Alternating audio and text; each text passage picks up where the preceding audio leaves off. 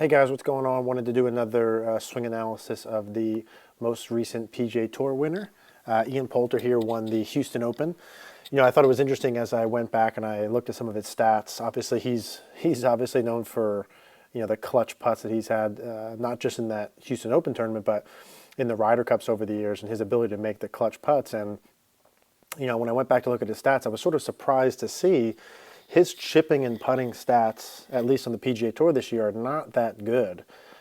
He's in fact a lot of the short game stuff. He's not even in the middle of the pack. He's kind of below average, which was surprising to me, to be honest with you. I thought he really was going to save a lot of shots around the greens just based on his ability to make those clutch putts. But what I found out was not only was the short game relative weakness of his iron play and his full swing is a pretty darn big strength. So he averages 291 off the tee, so he's not a long hitter, but he hits a ton of fairways. He averages about 68% of his fairways, which is 21st in the PGA Tour. He's hitting 71% of his greens, which is 15th on tour. So he's 21st in the world in driving accuracy. He's 15th in greens and regulation. So his iron play is a huge strength.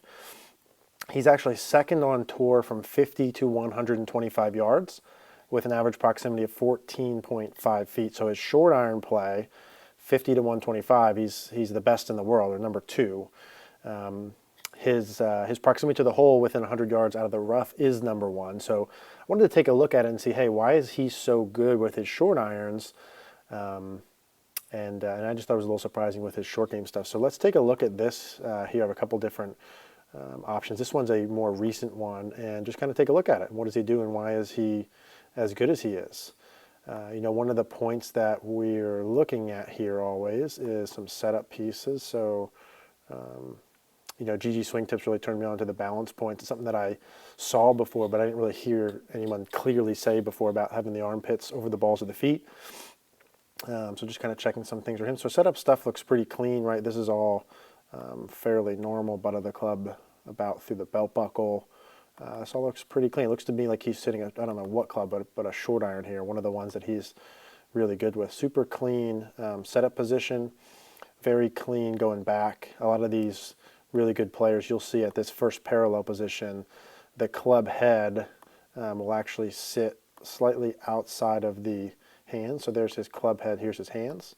So club head is outside of the hands there. That's fairly typical, something that I like to see. And then the club face is pointed down a little bit. When I was growing up, a lot of the lessons we were taught this, get the toe up at this parallel position going back. Well, the reality is a lot of the best players don't do that, People now teach, if here's your spine angle, they kind of like to see the club face match that. That would be more square to the arc, if you will, and he does that really good. That obviously depends on your grip. Depends on forearm rotation, depends on wrist flexion, so on and so forth. But that's a fairly normal position there. He gets into as he starts to go up. Another thing that a lot of us like to see who teach golf is a relatively steep backswing position, or if this is, I'm going to say his target line is roughly here. We like to see that shaft angle on or inside that target line. So yeah, that's just inside that target line. Most of the really elite ball strikers I see would have that somewhere between that target line and their foot line. So anywhere in this zone here would be good. So he's within that. A lot of amateur golfers that I see, actually, if this is their target line, get the butt of the club pointed too far out. That's not right. Get the butt of the club pointed kind of like over here, and that would lead to the over the top. So typically better players are steeper, like this, here, or even steeper than that. They might even get the club a little bit more vertical, which I would like to see. So again, really good there going back. No surprise that he's good with these short irons. When we go up to the top part, when we see from the face-on position, something that's a little bit unique for him is, modern day teaching would say, hey, here's your shoulder plane. We want that left arm to be somewhat on that line. Obviously, he has a more vertical lead arm position, just like Bubba, last week's winner. So maybe there's something going on there. And he also has the club, what people would call laid off, or kind of pointed to the left. Again, which is a combination of forearm pronation, supination, lead wrist angles, so on and so forth. So A little bit different, than some players, but there's a lot of good players who have that. Hideki has that position sort of like this too, so Ricky can be over there. So that's perfectly fine. So a little bit more vertical lead wrist, or lead arm, I'm sorry, club slightly to the left. And then, what he does really well from there, obviously he's got this right arm sort of out a little bit, right? Something GG Swing Tips would talk about, George Gankis, is getting this arm kind of parallel to the spine angle. And the reason being is when you get it up there like that, the natural inclination, if you don't pull down, is to let that right arm work back in front of you. Just like if you played baseball or tennis or threw a ball, it's just a natural athletic movement. Let your kind of right arm fly, right elbow fly. Don't pull on the club. Just kind of let your body rotate and pivot like you would in any athletic movement, and the arm will go back in front of you. And because he's got this arm up there like that, watch its first move. He really nicely gets that back in, or kind of externally rotates, gets the elbow back in front of him, which is beautiful. You kind of see, boom, look at that. So distance between his elbows from here, they get closer in transition. That's beautiful. So by the time he gets here, it didn't matter that he had his right arm out, because look at that structure. Another thing people will look at here is, here's your ball line.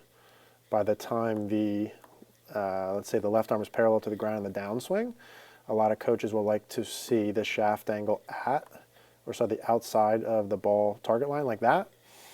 And that's essentially going to mean that it's shallow. Your swing direction is going to be reasonably neutral.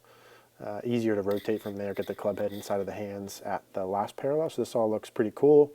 Most really good players will have the knees somewhat parallel to the target by this position. He looks pretty clean there, so no issues, really good. Obviously, he's number 2 in the world with these short irons. And then here again, relative to the camera angle, the club head about in the hand position looks really cool. The face pointed slightly down towards the ground again. This is the one that a lot of amateur golfers, if you're watching this, you don't even sniff this. So certainly, if you could get the club head pointed down here, that's still square to the arc. Right, here's that spine angle. So kind of get that club head square to there again. Essentially means that there's less rotation that needs to happen through impact. Whether or not that is a good thing or not, it's still up for debate. But for someone who would slice the ball or struggle with a club face square, your club face here would be much more straight up and down, or even bent backwards. That's not as good. Also, beautiful rotation here. You can start to see 2 butt cheeks from this angle. It's good. Right arm's back in front of them. So really good stuff. And then in impact, you can see again. See, because the club face is tilted downward, it kind of gets, to me, I say it gets pointed at the ball sooner. Now, I know that it's still rotating gradually, but you see it's at the ball sooner. Another guy that has beautiful rotation. Look at this lower body rotation. I like the right foot still on the ground and banking. This is beautiful. Right arm has a little bend to it, and kind of a passive, if you will. Obviously, the club face rotation slows down because it hit the ground, right? But pretty passive here. When we get to this spot, you can see the club or the ball is launching in this direction. His hands are almost gone over here. Oops. His hands are almost gone. And the club face is very passive, pointed this way. It doesn't have, dude, I'm having a really hard time with that. Club face is pointed this way. So it's not like he has his hands more like down the line in this area and rolling the face a lot. Some people are good at that and they can do that, but he's kind of more passive there. See, hands are gone. Hands are working this way. Ball is working this way. Typically, that's something we see with guys who have good club face control. And again, at this spot, something you'll see with a lot of good players is the club exiting under the lead shoulder. Has beautiful body rotation here, which allowed him to do that. So he can hit the ball pretty straight without a lot of curve. And again, club face is very manageable, kind of pointed straight to the left. So not a lot to do there. So I mean, in terms of a short iron, this is about as good as it gets. There's nothing that he's got to really make up for. He kind of matches, matches his elements really well. He has a lot of really neutral positions, so it's pretty obvious that or no surprise at least, that he'd be a good short game player. Keeps the club out in front of him, never gets dumped under, has awesome rotation. Club face is always very square to the arc, so not a lot of work. So really, really good here. Again, I thought it was interesting just to take a look. He's one of the best short iron players in the world, and you can see why. And kind of interesting that his chipping and putting isn't where I thought it was, but his ability to make the clutch putts certainly doesn't lie within his putting mechanics. That's something, it's heart, that's grit, that's something you can't really teach. So Wish I could do a mechanics overview on that, but I can't. But hopefully you guys enjoy. I'm going to keep trying to do these swing analysis. If you guys like them and watch them, I'll keep doing them. Let me know if you have any swings that you'd like analyzed. Let me know what you think. Thanks.